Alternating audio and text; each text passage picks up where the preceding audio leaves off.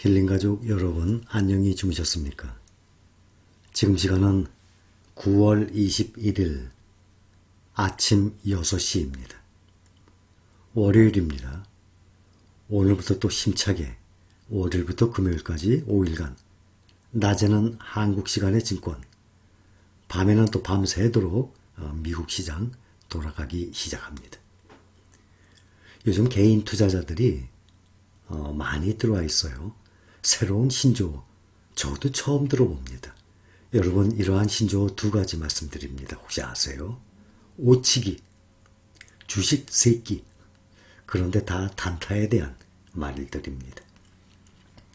정말 안타까운 현실이에요. 이런 방법으로 주식에 들어오게 되면, 입문을 하게 되면 주식시장을 대부분 다시 손을 털고 떠나게 됩니다.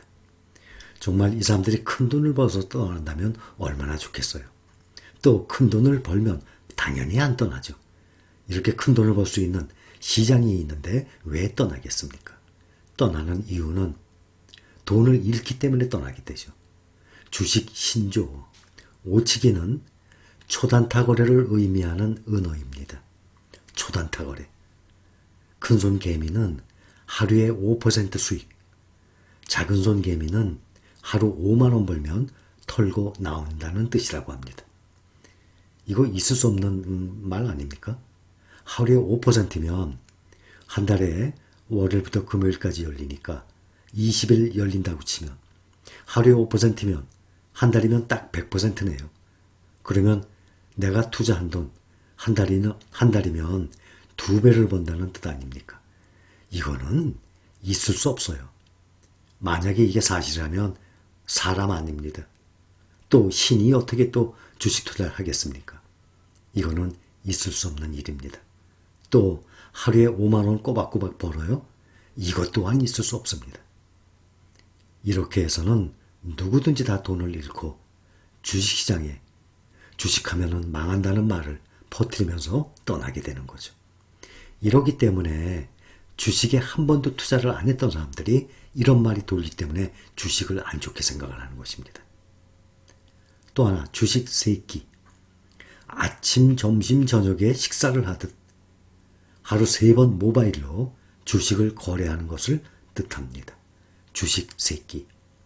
그런데 이것을 아침, 점심, 저녁 매수만 한다 그러면 몰라요.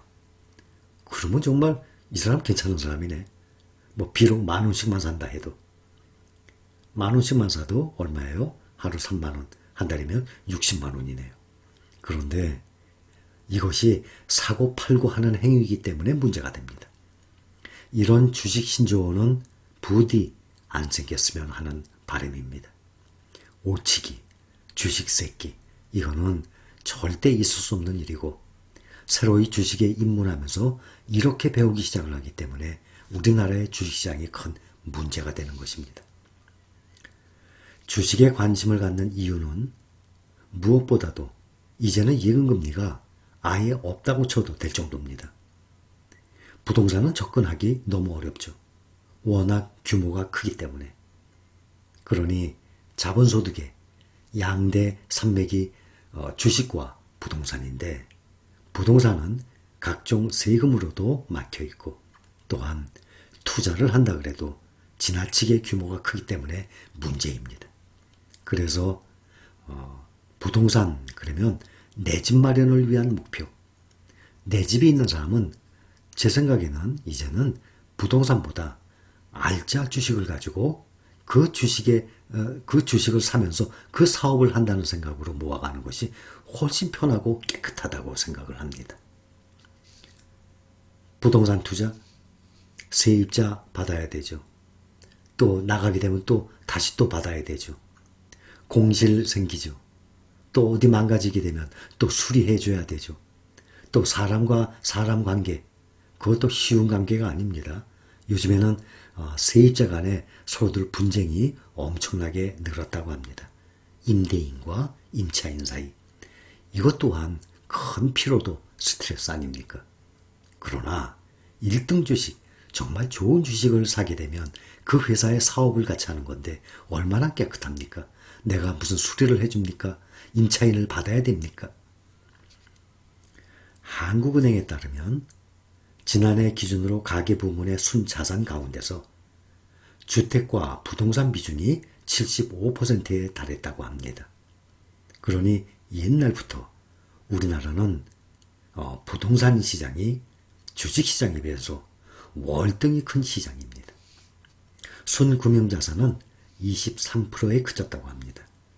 금융자산 비중이 80%에 달하는 미국과는 자산 구성 자체가 완전히 반대입니다.